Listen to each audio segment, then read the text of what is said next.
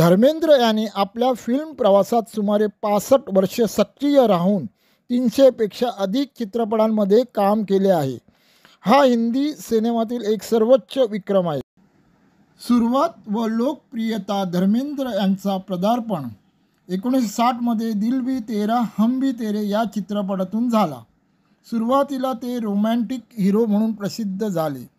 फूल और पत्थर 1966 या मोठ्या ब्लॉकबस्टरमुळे त्यांना खऱ्या अर्थाने स्टारडम मिळाले. पुढे आये दिन बहार के, अनपढ, बंदिनी अशा सिनेमांमधून त्यांची लोकप्रियता वाढत गेली. ही मॅन ते ॲक्शन स्टार 70च्या दशकात धर्मेंद्र ही मॅन व ॲक्शन हिरो म्हणून ओळखले जाऊ लागले. त्यांनी शोले 1975मध्ये वीरूची भूमिका करून एक अभूतपूर्व लोकप्रियता मिळवली. हे त्यांच्या करिअरमधील टर्निंग पॉईंट ठरले.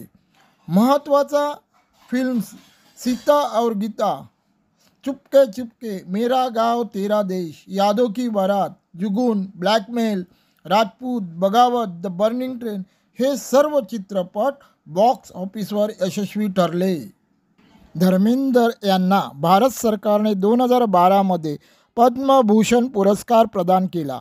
हा पुरस्कार त्यांना त्यांच्या चित्रपटसृष्टीतील 65 वर्षांच्या योगदानासाठी आणि हिंदी सिनेमात अभिनयाने एक अमर कीर्ती मिळवल्याबद्दल दिला गेला.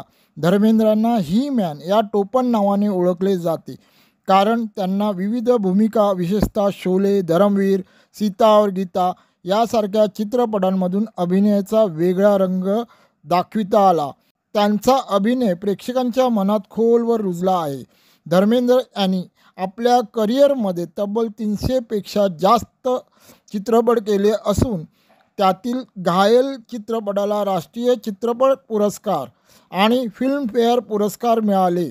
त्यानंतरही त्यांनी त्यांच्या अभिनयामुळे अनेक पुरस्कार आणि सन्मान मिळवले असून 2012मध्ये पद्मभूषण मिळाल्याने त्यांचा गौरव वाढला.